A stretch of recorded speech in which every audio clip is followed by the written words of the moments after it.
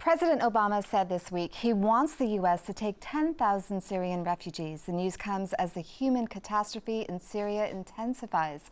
Pictures of desperate Syrian refugees fleeing their war-torn country to find new homes in foreign lands are wrenching.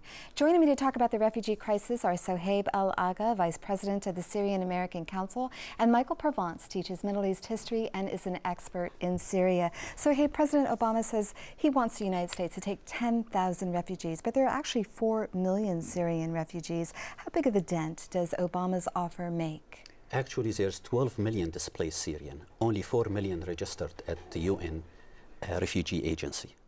The scale of the disaster in Syria has not been precedented since World War II. And so far this year, the hope is that the US will take 1,000 refugees. That's 1 out of 12,000 displaced people. So that's what tells you the scale. It's a drop in an ocean. So, Professor Provence, neither the United States nor its allies have been successful in dislodging ISIS from Syria through military strikes. There's pressure on the U.S. to change its strategy, but what really is its strategy? Well, we don't know. The strategy is to do something. Airstrikes seem to be the reflective way that the United States does everything in the Middle East. I say that seriously. So we deal with the Middle East in a strictly military way, not in a humanitarian way, not in a diplomatic way most of the time. And this follows this general kind of trend. The crisis is, as Suhail says, a crisis that's unprecedented. But it's not a new crisis. It's a crisis that's been ongoing for 10 years. Before the Syrians, there were the Iraqis, and of course we had a direct role in that. There were 20% of the population of Syria a few years ago were Iraqi refugees from the war in Iraq that we launched in 2003. So it's a continuing, slow-motion humanitarian catastrophe of unprecedented scope.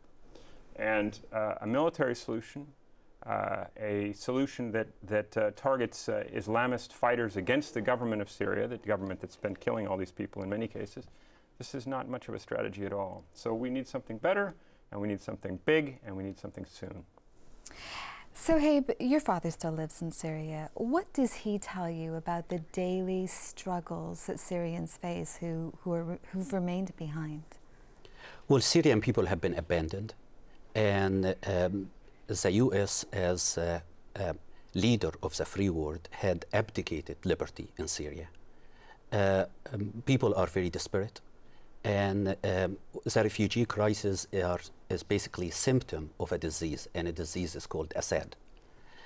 Here in San Diego, there are 9 families so far, 42 individuals, most of them from a city called Homs in middle Syria.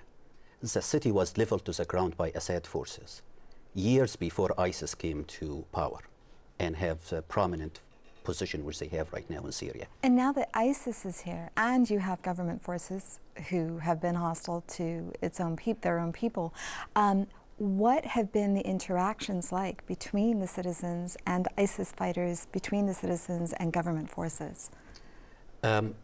Government forces is not fighting ISIS. Only the U.S. coalition are fighting ISIS, at least in Syria. And then Free Syrian Army are fighting ISIS now north of Aleppo. There is a lot of studies which was done on that. Assad is very happy with the dichotomy which he come out and say it's only me or ISIS as the only 2 options. However, liberty and democratic institution had always been an option in Syria, but it had been abdicated by Western power. Professor Provence, if you had President Obama's ear, what would you tell him to do? What would you advise him to do? That's a difficult question. Well, the negotiations that have just taken place with Iran over the nuclear issue are a beginning, a standpoint. Iran, of course, is the main supporter of both the Iraqi government and the Syrian government. So restarted negotiations or restarted relations with Iran hold some promise. A regional summit, I would say, that would try to change the Syrian government, to have a united front of all of the countries in the region against ISIS. These are the kinds of things that might be done.